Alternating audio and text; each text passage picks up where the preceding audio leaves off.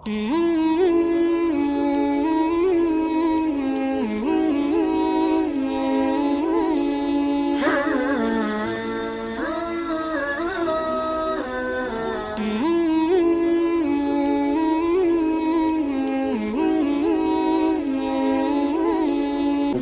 alaihi salam sudah hidup nyaman.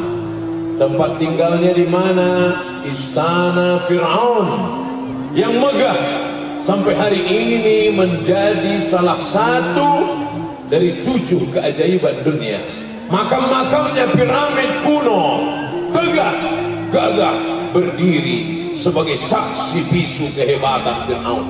Di sana Musa berada, tapi ternyata batin Musa alaihissalam berontak melihat kezaliman. Akhirnya dia lihat 2 orang antara rakyat Fir'aun dengan seorang Bani Israel berkelahi. Lalu Nabi Musa melerai, tapi karena orang ini tidak mau dilerai, Musa meninju. Dan takdir berkata lain, niat untuk meninju, mati. Ini hebatnya Musa, niatnya tidak membunuh, mati. Sebaliknya orang kita bolak-balik mau niat mati, malah pingsan pun tidak. Musa marah Fir'aun. Akhirnya Musa terusir dari istana Fir'aun. Gagalkah Musa? Tidak. Kegagalan tidak pernah terjadi pada nabi-nabi Allah. Maka jangan pernah merasa gagal dalam hidup. Apa yang terjadi pada Musa alaihi salam? Allah ingin menjadikan Nabi Musa lebih tinggi derajatnya. Mundur sejenak, mundur selangkah. Hakikatnya Allah ingin mengangkat maju 3, 5, 7 langkah. Begitulah Allah mengangkat derajat orang beriman. Apa sebenarnya yang ingin diajarkan Allah kepada Nabi Musa alaihi salam? Bukan kalah, bukan gagal. Nabi Musa dididik oleh Allah Subhanahu wa taala. Lalu dia pergi berpetualang, berkenalan dengan Syuaib. Samani hijaj, menjadi pengembala kambing 8 musim 8 tahun lamanya, berlatih kesabaran sampai akhirnya dia sudah layak menjadi pemimpin. Idhab ila Fir'aun, pergi engkau kepada Fir'aun, innahu tagha. Fir'aun sudah melampaui batas.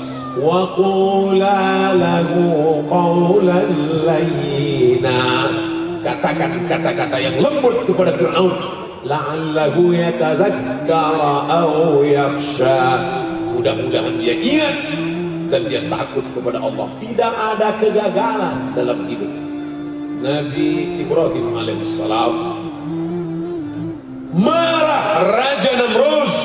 Apa kata Namrus? Kumpulkan kayu-kayu bakar, bakar, harriquhu, bakar dia. Gagalkah Nabi Ibrahim? Tidak. Ibrahim tidak pernah gagal dalam hidup. Sebenarnya Allah ingin mengajarkannya supaya berpegang kepada tali Allah. Di sana tawakalnya putus, tak ada satupun tempat bergantung. Api menyala, tabiat api panas akan membakar, gosong, melepuh, hancur, menjadi abu, dihembus angin, hilang. Tapi Allah tidak ingin membuat Ibrahim hilang. Justru tabiat api berubah menjadi dingin. Ya nar, hai api, kuni bardan, jadilah engkau sejuk, dingin. Andai Allah hanya berkata sejuk, mungkin Nabi Ibrahim akan mati kedinginan, membeku. Tapi Allah tutup ayat itu. Ya narukuni bardan wasalaman, sejuk tapi engkau selamat bagi Ibrahim. Ibrahim keluar dari api dalam keadaan kedinginan. Dia tidak gagal, terikat dalam api tidak gagal selama bersama dengan Allah. Tertelan ikan dalam perut, dalam ikan yang besar, di dalam lautan yang malam, kelam, gelap, di tengah laut. Kaki tidak menginjak tanah, tepian tidak tampak. Itu bukan kegagalan. Selama engkau bersama dengan Allah. Meninggal anakmu, kau tidak gagal. Hancur bisnismu, kau tidak gagal bersama dengan Allah. Justru kau gagal ketika ada kekuasaan di tanganmu tapi tidak kau pakai menolong agama Allah. Hartamu banyak tapi tak kau pakai untuk menyekolahkan anak yatim, membuka daya pondok pesantren, mewakafkan tanah. Saat itu kau di mata orang berhasil, tapi sebenarnya kau gagal dalam pandangan Allah Subhanahu wa ta'ala. Jangan ikut cakap orang. Wa in tuti aktsara man fil ard, kalau kau ikut penilaian orang, kalau kau ikut lembaga survei, kalau kau ikut pencitraan orang, yudilluka an sabilillah, mereka hanya akan menyesatkanmu dari jalan Allah. Bapak berhasil, bapak hebat, bapak tinggi, bapak berkuasa, tapi sebenarnya kau gagal dalam pandangan Allah karena tak kau pakai untuk menolong agama Allah. Sebaliknya, engkau yang sakit, engkau yang terduduk, engkau yang terpuruk karena meninggalkan riba, karena meninggalkan narkoba. Ustaz, dulu waktu saya masih buat dosa, hidup saya lancar-lancar aja. Sekarang sudah ikut pengajian, begitu pulang Thailand hilang. Allah bukan membuat engkau gagal, Allah ingin menghapuskan dosa-dosamu. Hai saudaraku yang menjadi korban tsunami, yang menjadi korban gempa bumi, kau tidak gagal, kau bersama Allah.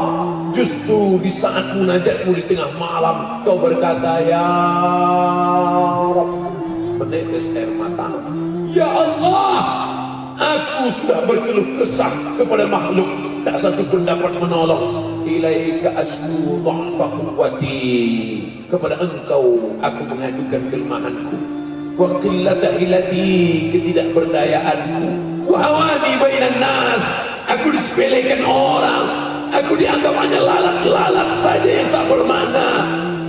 Anta Rabbul Mustad'afin, engkaulah Rabb Allah, tempat mengadunya orang-orang yang lemah. Saat itu kau bukan gagal, saat itu engkau sedang berada dalam puncak keimanan.